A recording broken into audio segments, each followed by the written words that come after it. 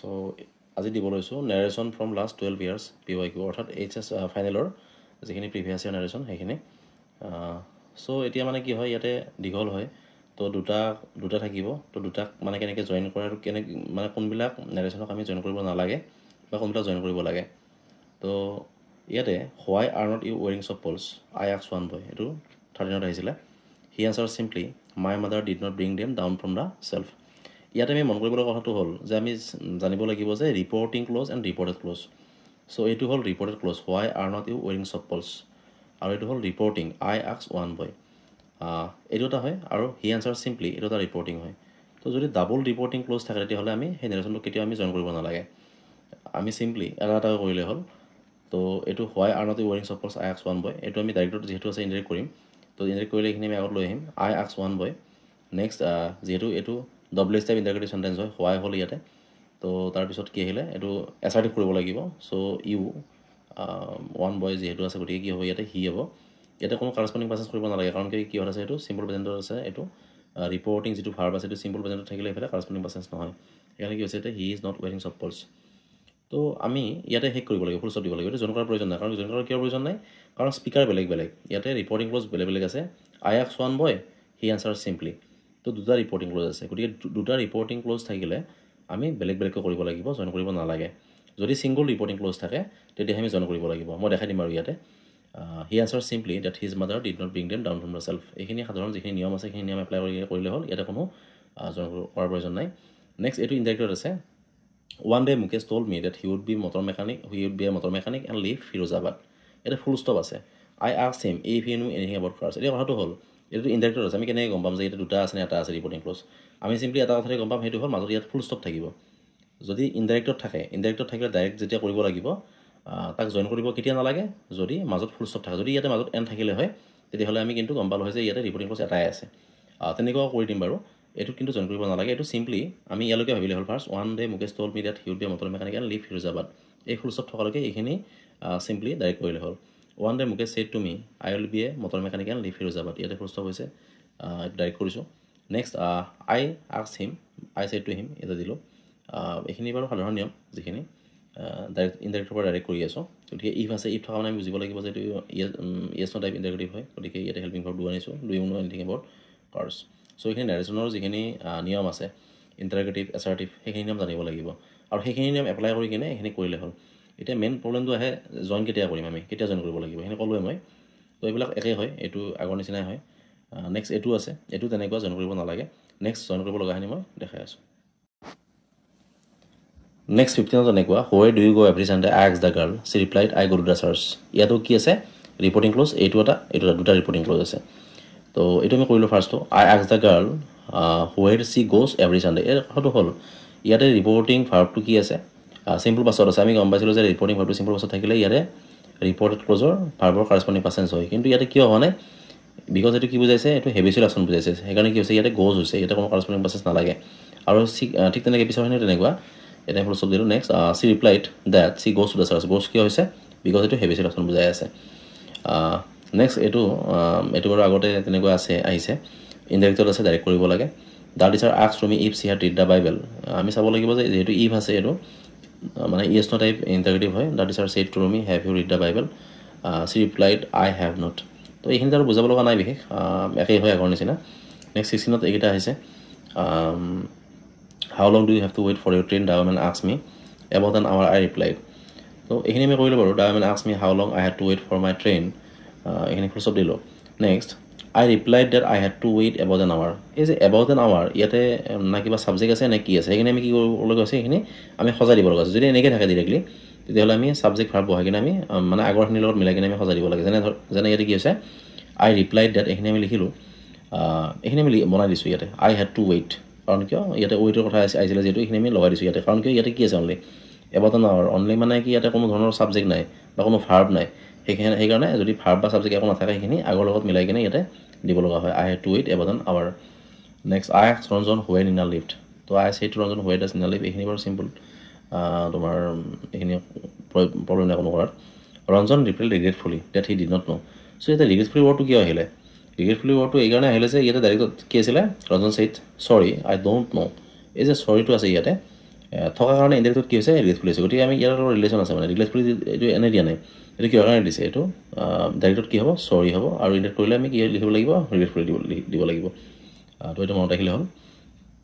Next the boy say to the teacher sir I am weak in English and seek your advice read the text thoroughly and try to express your ideas in simple correct English say the teacher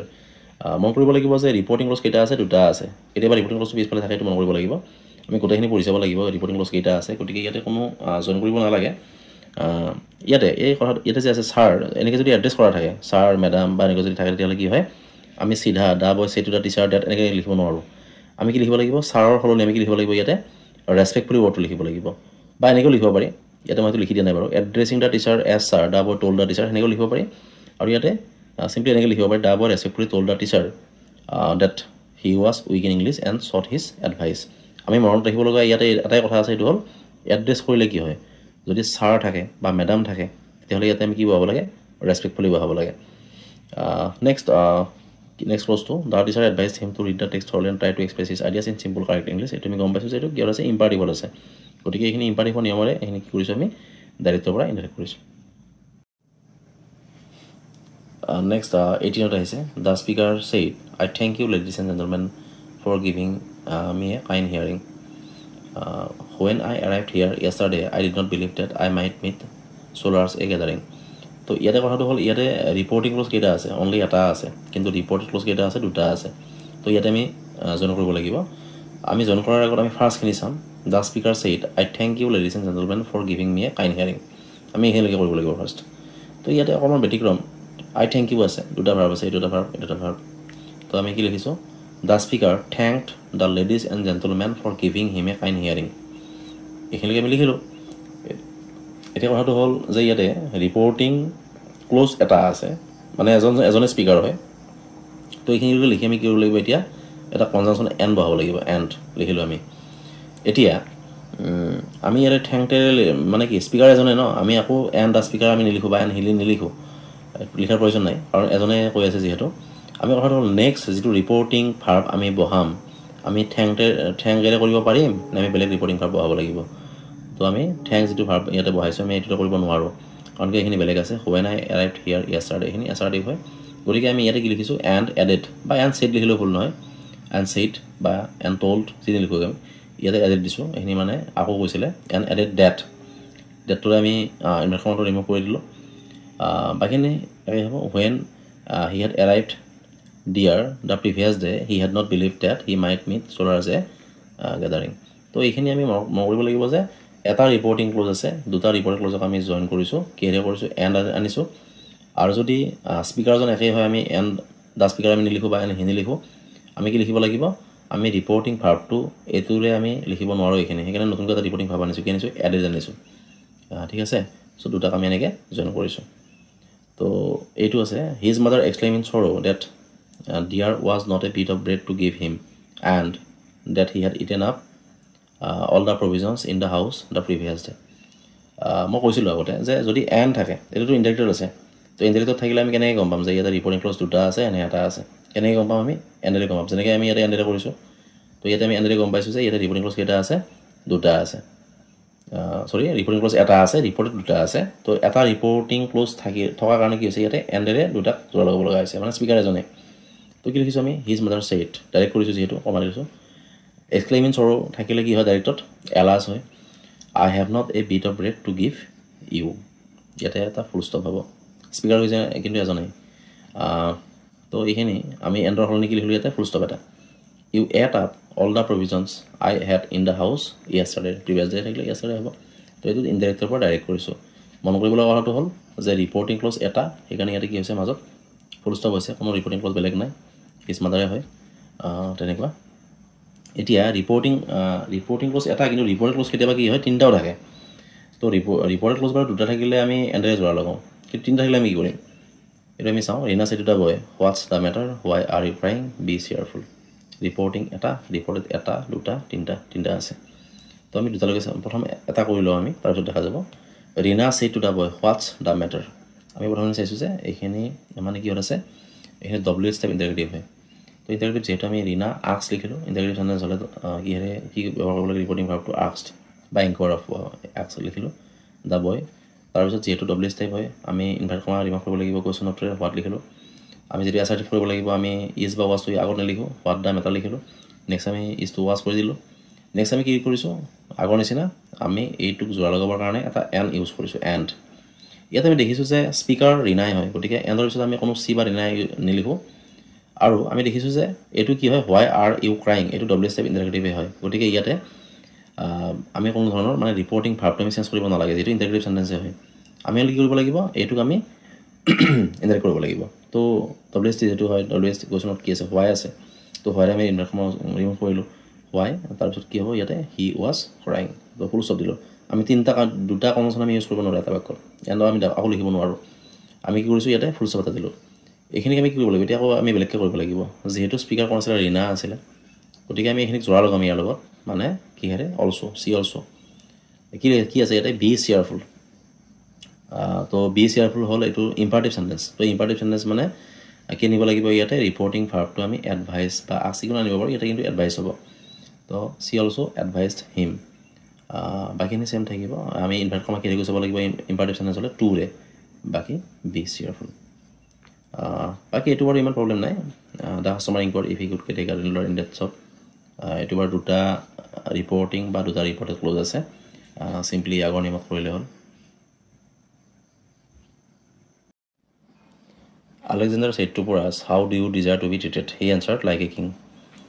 ইয়াতে reporting close দুটা আছে গতিকে problem নাই কোনো Alexander asked Porus how he desired to be treated. এইটো WH type interactive হয় next he replied that like a king মই আগতেও এটা কৰি দিছিলোঁ এনেকুৱা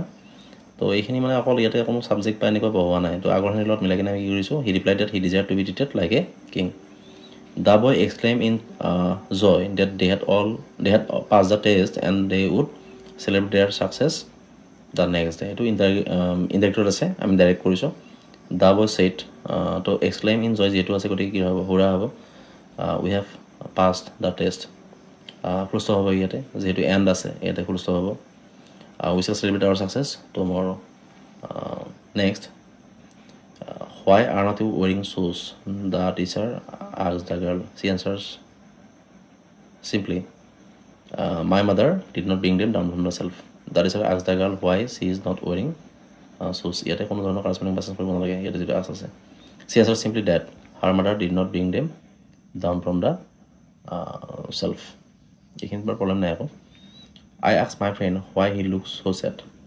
He replied that his father is seriously ill and there is little hope for his recovery. I said to my friend, why do you look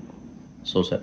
Ito ami indirect over direct koriso. He replied, my father is seriously ill and there is little hope for his recovery. Next, my friend said to me, I am very thirsty. Please give me a glass of water. So yato mane ki reporting clause eta reported duta. My friend told me that he was very thirsty and please যিটো আছে গতিকে কি বুজাইছে এইটো imperative বুজাইছে তো and requested me টুৰে আমি ইনভাৰ্ট কমা ৰিমুভ কৰিছোঁ give him a glass of water Rina asked the boy what the matter was and why he was crying এইটো আগতে কৰি দিয়া গৈছে বাৰু 23 কি আহিছে the gentleman said the salesmen what is the price of this dictionary the salesman said to him it's a bit expensive but I can give it to you at a 10% discount দুটা reporting close আছে the gentlemen asked the salesmen what the price of the dictionary ৱাজটো কি লাষ্টত লিখিছোঁ কাৰণ এইটো assertive কৰা হয় next the salesmen replied date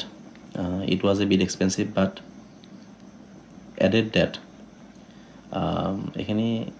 ইয়াতে জৰা লগাই দিছোঁ but added that he could give that to him at a 10% discount next I asked the old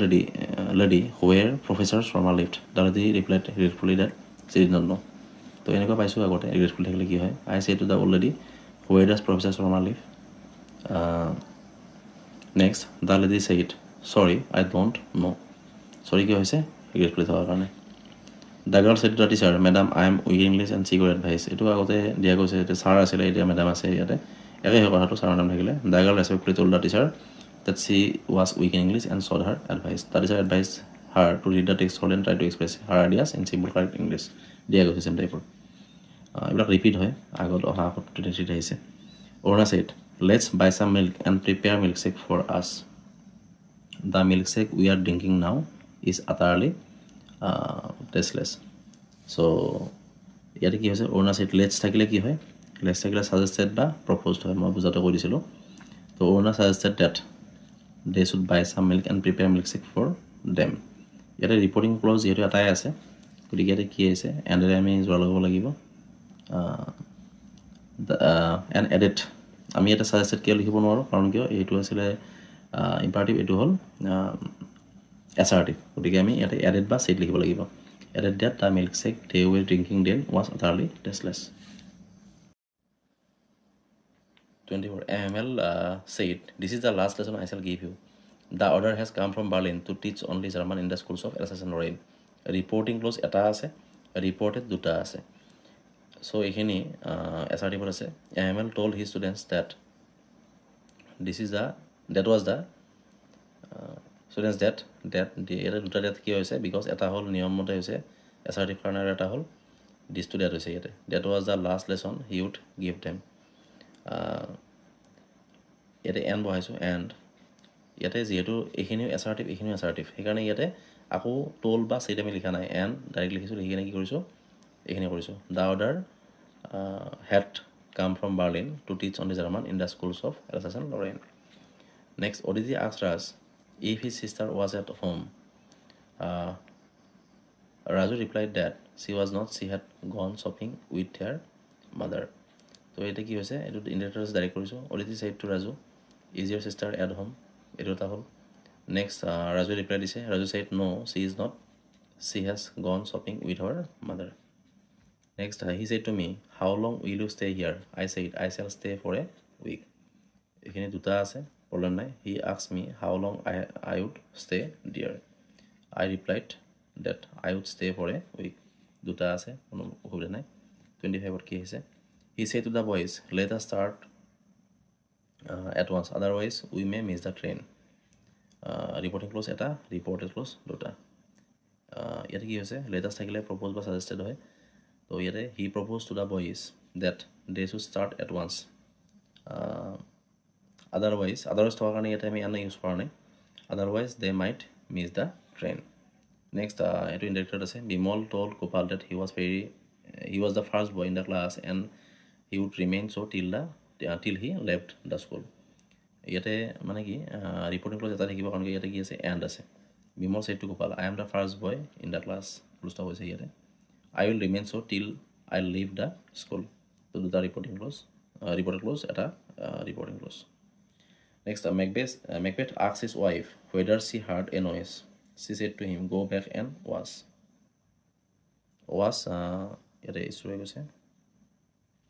wash Euro hands তো ইয়াতে এটা প্ৰব্লেম আছে যে ইয়াতে মানে কি হৈছে এটা আছে ইনডাইৰেক্টত আৰু এইটো আছে ডাইৰেক্টত তো আমি কি কৰিম এতিয়া আমি দুটাকে চেঞ্জ কৰিব লাগিব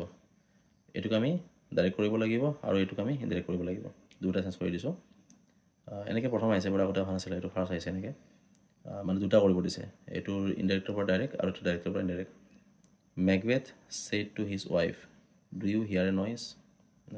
তো যিহেতু এইটো কি আছে ৱেডাৰ ইফ বা ৱেডাৰ থাকিলে ইণ্টাৰেক্টিভ হয় yes no type next she asked him এইটো ইম্পাৰেটিভ হয় গতিকে ইয়াতে কি লিখিছোঁ she asked him to go' back and টুৰে উৰাব গুচাইছোঁ এণ্ড ৱাছ হিজ হেণ্ডছ